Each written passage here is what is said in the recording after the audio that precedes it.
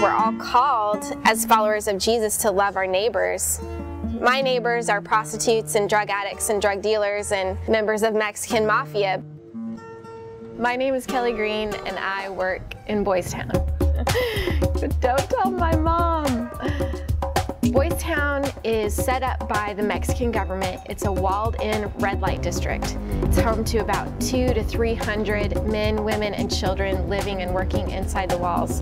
Some as prostitutes, some as drug dealers, some as bar owners, pimps, Mexican mafia, you name it. The walls of Boys Town are home to loads and loads of prodigal sons and daughters.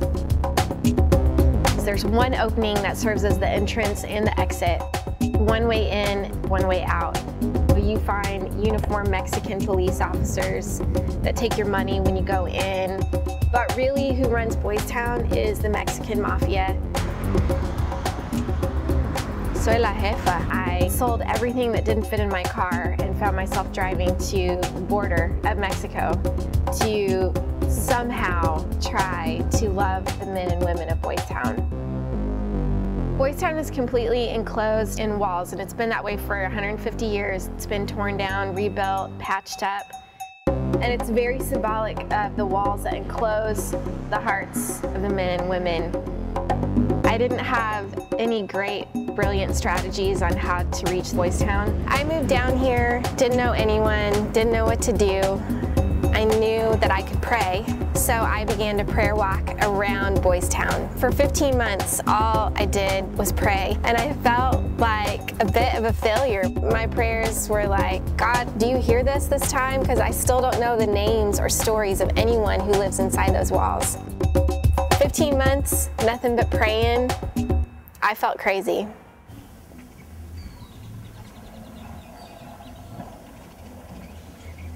Yolanda was one of the first people I actually met inside the walls of Boys Town. She's a 50-year-old prostitute who came to a day spa we set up in a crack bar. Yolanda was having her hair washed and she broke down in tears. She said, "It feels like God is washing my hair. Before today, I didn't think that God existed, but you are like angels who have come to tell me that He's real." Prayer works.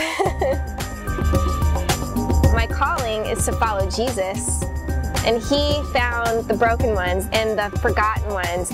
I get to go into Boys Town and wipe the tears of people like Yolanda, kiss Lucia on the cheek, hold Virginia and listen to her stories. It is an honor, and I have found Jesus inside of Boys Town. Now when I go in there, women literally run out of bars from wherever they are, and they hug me. Their hearts have been softened. I know that I'm in a place that is violent and dangerous, especially as we look at getting girls out. You're taking away income from people who could do some harm. We don't want to jeopardize the trust that we've built or jeopardize the safety of the men and women inside Boys Town by bringing cameras in. Sometimes my heart's pounding when I go in there because I don't know who the good guys are and who the bad guys are. This is all I know. I know that Jesus promised He would never leave me or forsake me. I know that no matter what happens inside those walls or in my life, that He'll be with me. If He promises to be with me, then it's going to be okay. So yeah, there's some scary moments, but you have to be willing to take a risk.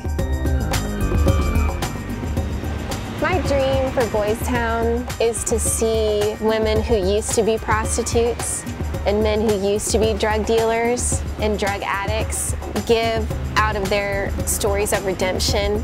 Maybe even one day to see teams of former drug addicts and prostitutes sent out to the nations of the world. The places where American passports can't go, but Mexican passports get pretty easily.